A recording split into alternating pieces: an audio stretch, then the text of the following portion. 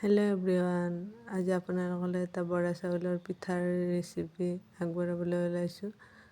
এয়া বৰা চাউলৰ গুড়ি মই ৰ'দত শুকুৱাই ৰাখিছোঁ আৰু আজি এয়া মালপোৱা বনাম। মালপোৱা বনোৱাৰ কাৰণে ইয়াতে মই ল'ম গুড় মিঠাই। মই গুড় মিঠাই লৈছোঁ। তাৰপিছত গুড় মিঠাইখিনি এনেকুৱাকৈ সানি ল'ম। যিটো গুড় মিঠাইখিনি জুলীয়া নহয়, সেইকাৰণে ইয়াতে সৰু সৰু কৰি এনেকুৱা পানী অকণমান দি সৰু সৰু কৰি ল'ম। তাত অকণমান নিমখ ব্যৱহাৰ কৰিছোঁ, বেলেগ আৰু ইয়াতে একো ব্যৱহাৰ কৰা নাই। পিঠাটো খাবলৈ ইমানেই কোমল হয়, সকলোৱে খাব পাৰে আৰু খাবলৈ ইমানেই সোৱাদ হয়। ইয়াতে সকলো বুঢ়া মানুহো খাব পাৰে বা সৰু ল'ৰা ছোৱালীও সকলোৱে খাব পাৰে।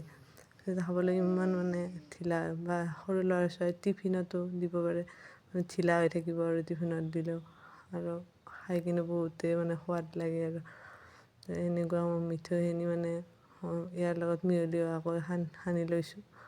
তাৰপিছত চামুচেৰে অকণমান ভালকৈ মিহলি কৰি ল'লোঁ। তাৰপিছত ইয়াত মই এখন এখনকৈ পুৰিম।